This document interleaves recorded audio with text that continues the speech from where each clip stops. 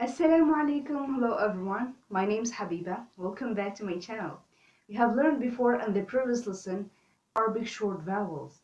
We have seen Fatha, Dhamma and Kasra. So today we're going to learn the long vowels, Harakat, Tawila.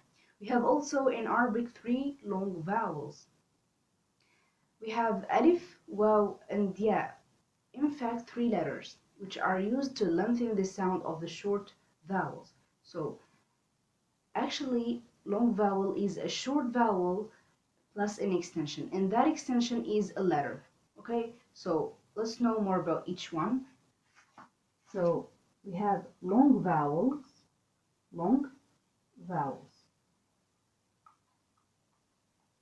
harakat,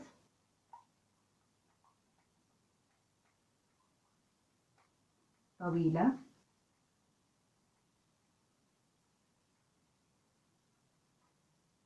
طويلة, حركات طويلة.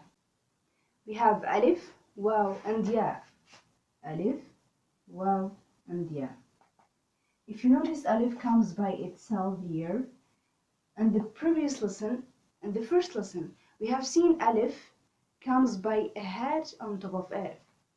Alif is called hamza on top of the letter alif. So you can write alif with hamza and without hamza. Okay, so today just focus with me, alif without hamza. Okay, so in the next lesson, inshallah, I will explain to you how to write alif with hamza and without hamza. Okay, so focus with me here as a long vowel, alif as a long vowel. Okay, so we have alif, waw and ya. So alif makes the a sound, a, and waw makes the oo sound, oo, not just oo. Okay, oo, and ya makes the e sound, e. So, for example, if I add the letter ba to alif, ba plus alif, it will be ba, ba. If I add ta to alif, ta, it will be ta, tha, tha, ja, ja, ha, kha. Okay? So let's give an example about waw. Ba plus waw, it will be boo, boo, tu, thu, ju, hu. Okay?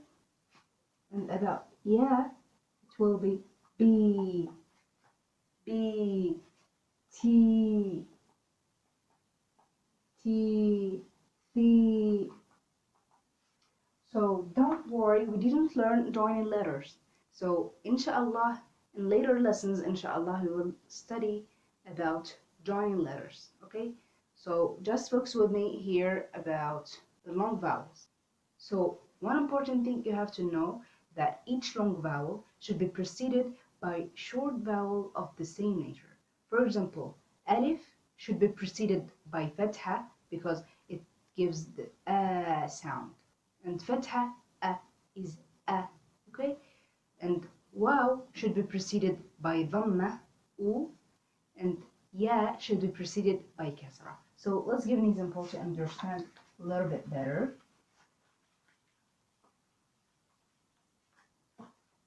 For example, in the word kitab, kitab, kitab, kitab, here we have a long vowel alif preceded by fatha,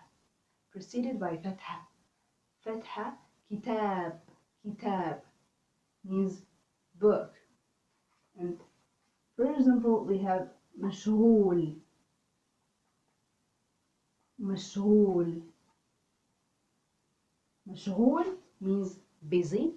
So here waw preceded by dhamma. غول, مشغول. Okay? Here preceded by dhamma. And for example here صغير. صغير, صغير. صغير. Here ya preceded by kasra. صغير. غير.